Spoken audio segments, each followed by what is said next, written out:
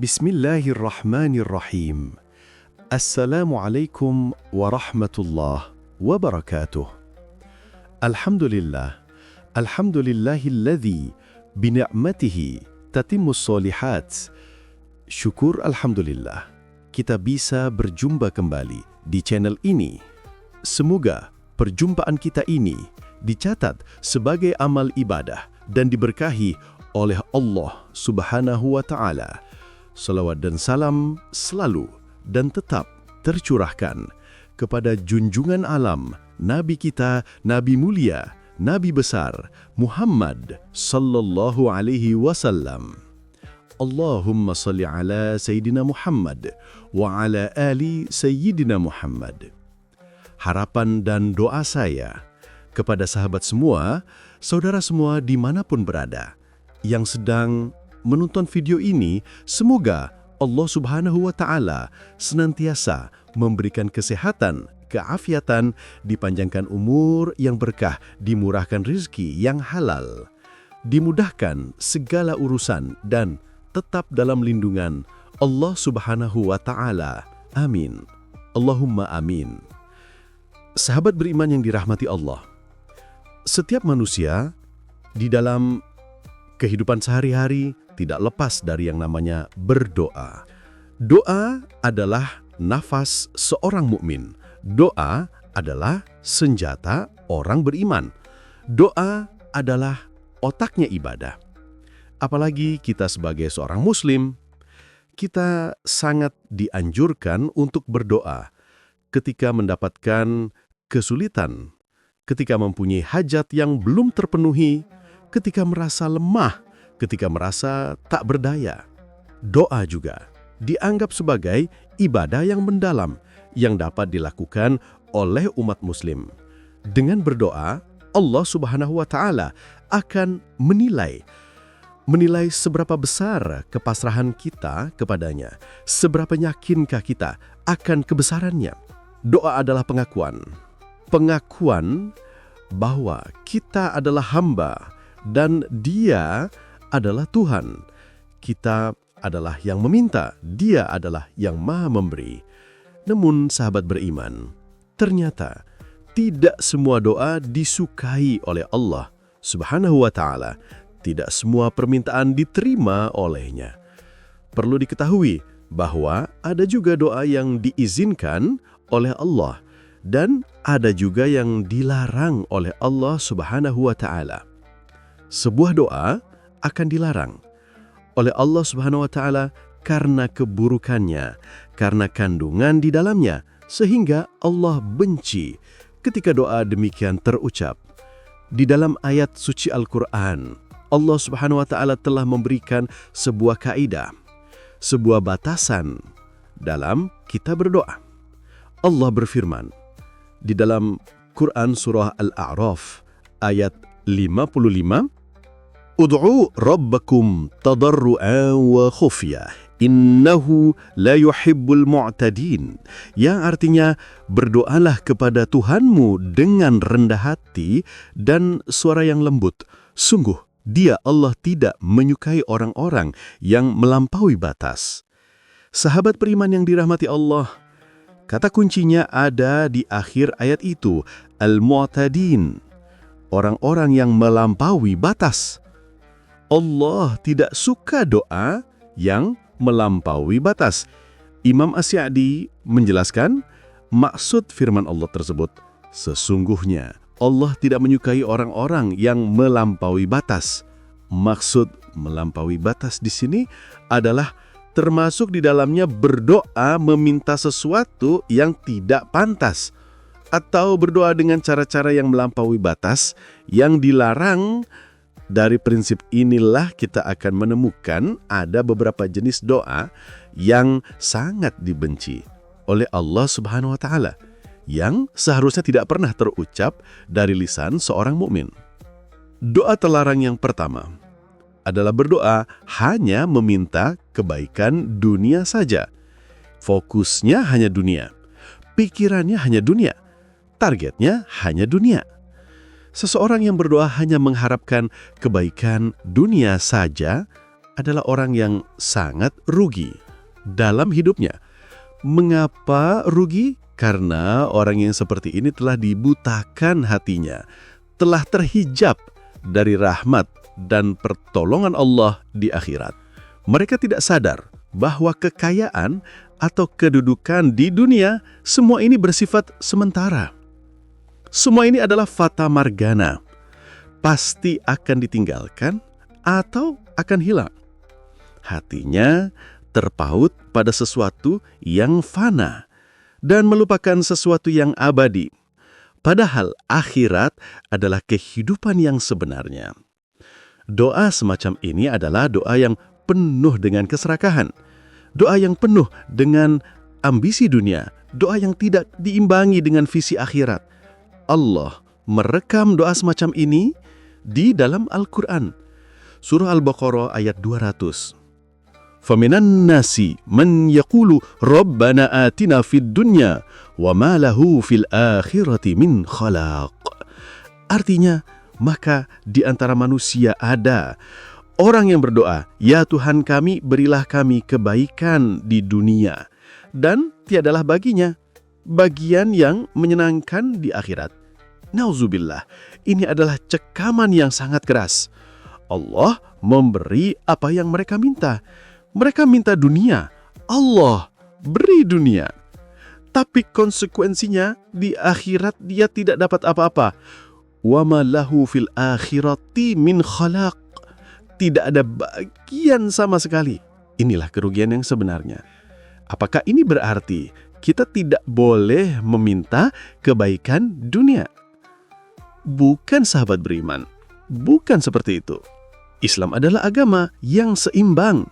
Meminta kekayaan yang halal, boleh. Meminta pekerjaan yang baik, boleh. Meminta pasangan yang soleh, boleh. Meminta rumah yang nyaman, boleh. Yang dilarang adalah jika doa kita hanya berhenti sampai di situ. Jika hati kita hanya terpaut pada dunia, jika visi kita hanya sebatas kehidupan di dunia ini, itulah mengapa satu ayat setelahnya Allah mengajarkan kita doa yang sempurna. Doa yang seimbang. Doa yang dicintai oleh Allah. Allah melanjutkan di ayat 201 surah Al-Baqarah. Wa minhum may yaqulu rabbana atina fid dunya hasanah wa fil akhirati hasanah wa qina adzabannar. Artinya, dan di antara mereka ada orang yang berdoa, "Ya Tuhan kami, berilah kami kebaikan di dunia dan kebaikan di akhirat, dan peliharalah kami dari siksa api neraka." Inilah doa sapu jajat, doa yang diajarkan oleh Rasulullah. Doa yang paling sering beliau baca. Lihatlah keseimbangannya. Kita tetap meminta fid dunya hasanah, kebaikan di dunia. Kesehatan, rizki yang baik, keluarga yang sakinah, ilmu yang bermanfaat, semua kebaikan dunia kita minta. Tapi kita tidak berhenti di situ. Kita langsung sambung wa fil akhirati hasanah, dan kebaikan di akhirat, yaitu surganya, ampunannya, ridhonya, dan kita tutup dengan permohonan perlindungan. Wa qina adzabannar, jauhkan kami dari siksa api neraka. Inilah doa yang cerdas, doa yang visioner, doa yang tidak melampaui batas, doa yang tidak serakah. Allah sangat suka orang yang berdoa dengan kalimat tersebut. Maka hindarilah menjadi hamba yang hanya berfokus pada dunia. Kemudian sahabat beriman, jenis doa kedua yang dilarang bukan lagi tentang isi permintaan, tapi tentang kepada siapa doa itu ditujukan, yaitu berdoa memohonkan ampunan untuk orang kafir atau orang munafik yang telah meninggal dunia. Ini adalah batasan akidah. Batas yang sangat jelas yang tidak boleh dilanggar. Kita mungkin punya keluarga Kita mungkin punya teman baik. Kita mungkin punya tetangga yang berbeda keyakinan dengan kita. Kita wajib berbuat baik kepada mereka. Selama mereka hidup, kita wajib menjaga hubungan yang harmonis. Kita bahkan boleh mendoakan mereka selama mereka hidup. Mendoakan apa? Mendoakan agar mereka mendapat hidayah. Mendoakan agar mereka dibukakan pintu hatinya untuk mengenal kebenaran Islam. Itu boleh dan sangat dianjurkan. Tetapi jika mereka telah meninggal dalam keadaan kafir, meninggal dalam keadaan tidak beriman kepada Allah dan Rasul-Nya, maka pintu telah tertutup. Allah secara tegas melarang kita untuk memintakan ampunan bagi mereka. Mengapa? Karena ucapan "jika engkau berkenan" menunjukkan adanya keraguan di dalam hati kita. Seolah-olah kita ragu, apakah Allah mampu? Apakah Allah mau? Padahal prinsip dasar doa adalah keyakinan, al-yakin. Rasulullah bersabda dalam hadis riwayat Tirmidzi, "Berdoalah kepada Allah dalam keadaan kalian yakin akan dikabulkan." Harus yakin 100%. Yakin bahwa Allah mendengar, yakin bahwa Allah mampu, yakin bahwa Allah maha kaya, yakin bahwa Allah maha penyayang. Beliau melanjutkan, "Dan ketahuilah, sesungguhnya Allah tidak akan mengabulkan doa dari hati yang lalai dan main-main." Hati yang ragu adalah hati yang lalai, hati yang main-main. Lalu bagaimana sikap yang benar terhadap doa? Sikap yang benar adalah gabungan antara keduanya. Kita bersungguh-sungguh dalam meminta. Ya Allah, aku sangat butuh ini. Aku mohon dengan sangat, ya Allah. Ini namanya azmul mas'alah, bersungguh-sungguh dalam permintaan.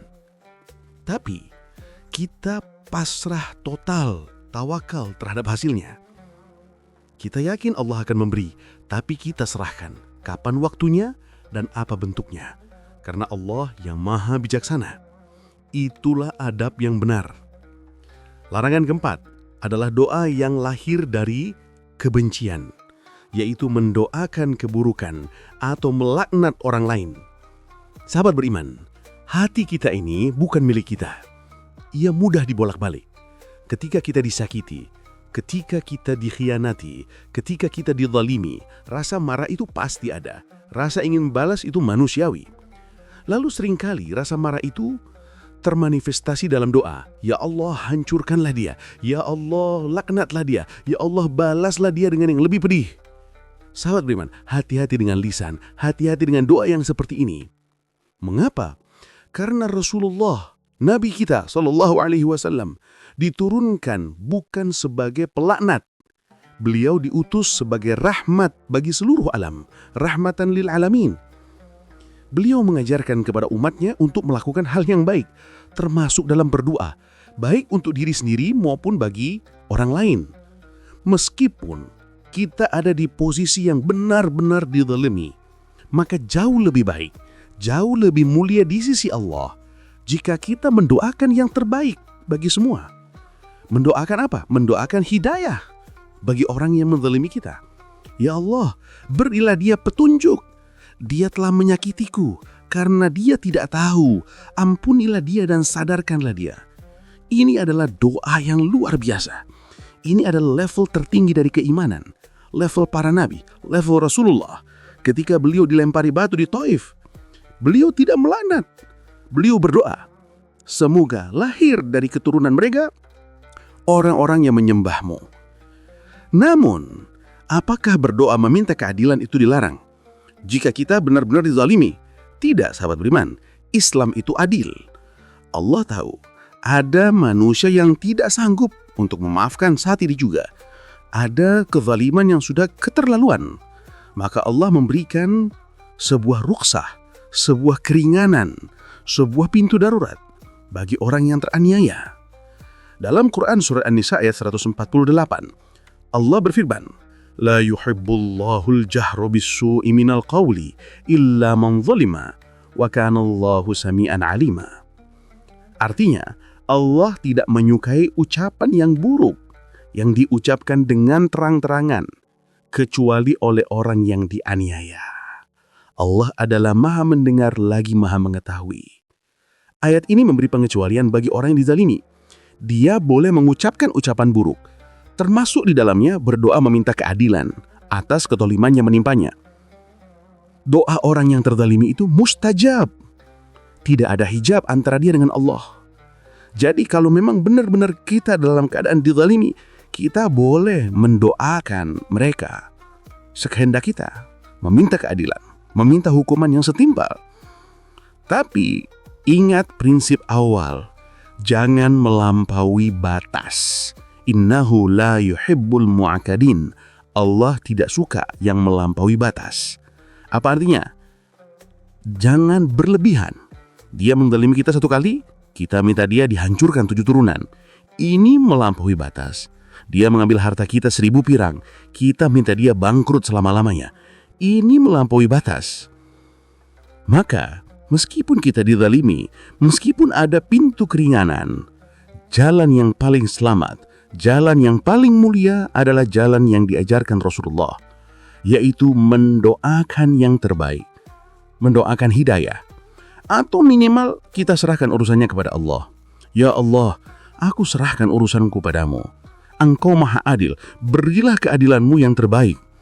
Itu jauh lebih aman. Dan akhirnya, sahabat beriman, doa terlarang yang kelima adalah doa yang lahir bukan dari kebencian, bukan dari keserakahan, tapi lahir dari keputusasaan, yaitu doa meminta kematian atau meminta untuk diwafatkan ketika sedang sakit parah atau tertimpa musibah yang berat. Seseorang yang sudah tidak kuat menahan beban hidup, seseorang yang merasa masalahnya terlalu berat, penyakitnya terlalu parah, lalu dia putus asa, dia melihat kematian sebagai satu-satunya jalan keluar, sebagai pelarian. Lalu dia berdoa, Ya Allah, ambil saja nyawaku, Ya Allah, matikan saja aku. Doa ini sangat-sangat dilarang oleh Rasulullah SAW.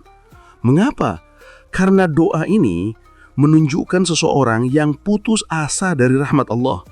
Padahal rahmat Allah itu sangat luas. Doa ini juga menunjukkan sikap tidak ridha terhadap takdir Allah. Seolah-olah kita protes, Ya Allah, kenapa kau beri aku ujian seberat ini? Suatu ketika, Rasulullah SAW datang ke rumah pamannya, Sayyidina Abbas. Sementara itu, Abbas, paman Rasulullah, sedang mengeluh kesakitan. Dia menderita sakit yang parah. Dia pun berharap segera mati. Kemudian Rasulullah SAW yang mendengar keluhan itu langsung menasihati dengan lembut. Wahai pamanku, janganlah engkau mengharapkan kematian. Perhatikan logika yang Rasulullah ajarkan, ini sangat indah. Karena sesungguhnya, jika engkau adalah orang yang memiliki banyak kebaikan dan waktu kematianmu diakhirkan, ditunda, maka kebaikanmu akan bertambah dan itu lebih baik bagimu. Masuk akal. Kalau kita orang baik, makin lama hidup, makin banyak pahala, makin tinggi derajat di surga, maka hidup lebih baik. Lalu Rasulullah melanjutkan, begitu juga sebaliknya, jika engkau adalah orang yang banyak keburukan dan waktu kematianmu diakhirkan, ditunda, maka engkau bisa bertobat dari keburukan-keburukanmu itu, dan itu juga lebih baik bagimu. Allahu Akbar. Dalam dua kondisi, baik kita orang baik ataupun kita orang buruk, hidup selalu lebih baik daripada mati. Bagi si baik, hidup adalah kesempatan menambah pahala. Bagi si buruk, hidup adalah kesempatan untuk bertobat. Maka jangan pernah meminta kematian, karena hidup adalah anugerah. Hidup adalah kesempatan emas untuk memperbaiki diri.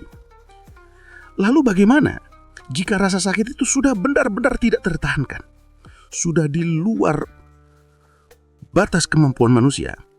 Rasulullah sangat paham. Beliau tetap memberikan solusi. Jika terpaksa harus meminta, maka jangan minta mati, tapi ubahlah doanya.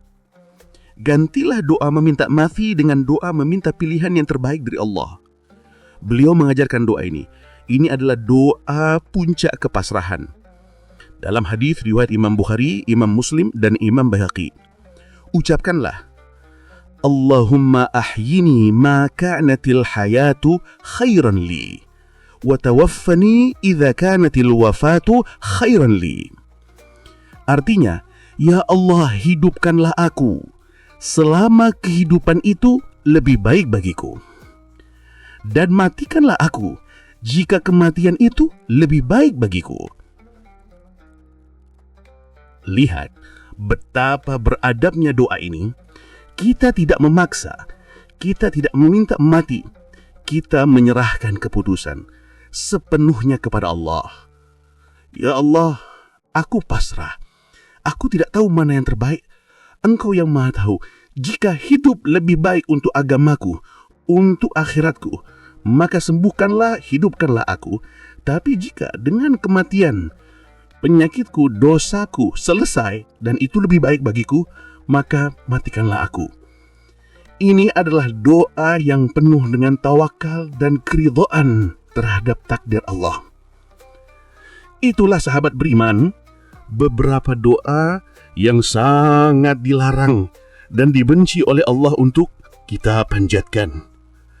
Doa yang melampaui batas, baik karena keserakahan dunia, karena melanggar batas akidah, karena kesombongan dan keraguan, karena kebencian dan dendam, ataupun karena keputusasaan. Semoga hal ini dapat menjadi pelajaran bagi kita semua untuk lebih berhati-hati dalam menjaga lisan kita saat berhadapan dengan Rabb semesta alam. Dan